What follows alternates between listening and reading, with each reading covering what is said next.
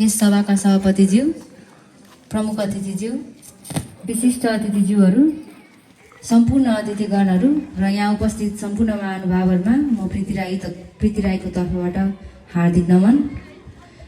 आज यस सृजनशील युवा समाज कागेलले गर्नुभएको जुन यस सम्मान कार्यक्रम,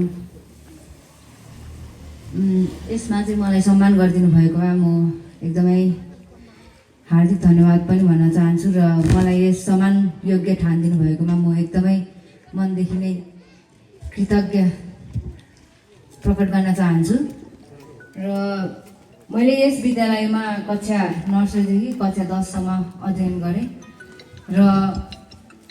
यस विद्यालयमा अध्ययन गर्दै गर्दाखेरि मैले चाहिँ धेरै एक्सपिरियन्सहरू चाहिँ सेयर गर्न चाहेँ र मलाई चाहिँ हेलो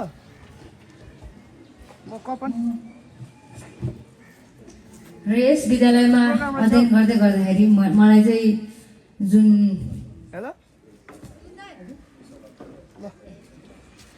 शिक्षा र मलाई आफ्नो फुटबल प्रति चाहिँ ब्यालेन्स गर्नु जुन असहज महसुस गरिरहेको छ, त्यो चाहिँ यस विद्यालयका प्रधानाध्यापक झबी सर लगायत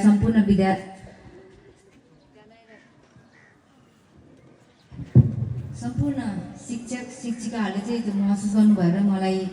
एकदमै राम्रो बाटोमा चाहिँ मार्गनिर्देशन गर्नुभयो र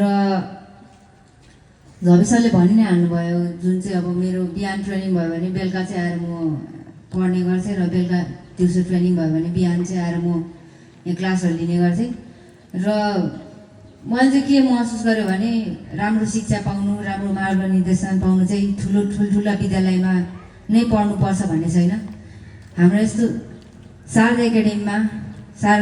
एकाडेमी जस्तो विद्यालयमा आएर पनि अध्ययन गरेर हामी यो ठाउँमा आइपुग्दाखेरि चाहिँ म एकदमै गर्व गर्न चाहन्छु र जुन किसिमको वातावरण बनाइदिनु भएको छ स्टुडेन्ट्सहरूलाई यस विद्यालयले, एकदमै म चाहिँ झबी सरप्रति एकदमै धेरै धन्यवाद भन्न चाहन्छु। र मैले चाहिँ आफूले एकदम भाग्यमानी ठान्छु, किनभने सानैदेखि मैले चाहिँ त्यो राइट इन्भाइरोमेन्ट पाएँ, राइट गाइडेन्स पाएँ। स्कुल मात्र नभइकन मेरो फ्रेन्ड सर्कलहरूदेखि लिएर मेरो फ्यामिलीदेखि लिएर र अहिले पनि म एकदमै आफूले लकी ठान्छु, किनभने अझै पनि मलाई चाहिँ मार्गनिर्देशन गर्नुहुने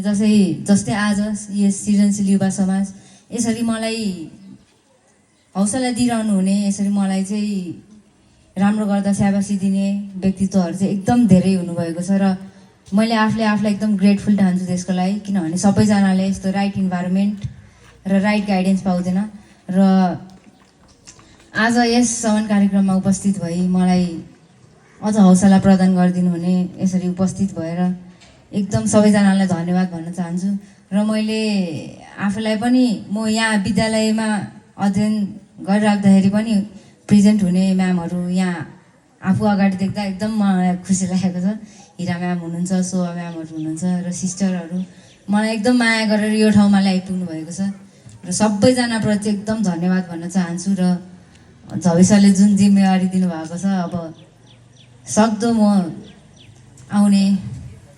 खेलाडीहरूलाई, भाइ बहिनीहरूलाई अझ यसरी नै प्रेरणा दिइरहनेछु र सक्दो सहयोग गर्नेछु। आफ्नो जसरी मैले सबैजनाबाट सहयोग पाएँ, जसरी सबैजनाबाट मैले हौसला पाएँ, त्यसरी नै आफूलाई पनि त्यसरी नै हौसला दिनेछु र आउने विद्यार्थीहरूलाई, खेलाडीहरूलाई पनि त्यसरी नै हौसला दिइरहनेछु। र फेरि पनि सम्पूर्ण महानुभावहरूलाई यहाँ आफ्नो व्यस्त समयको बावजुद पनि आएर मेरो लागि यहाँ आइदिनु भएको छ, धेरै धेरै धन्यवाद।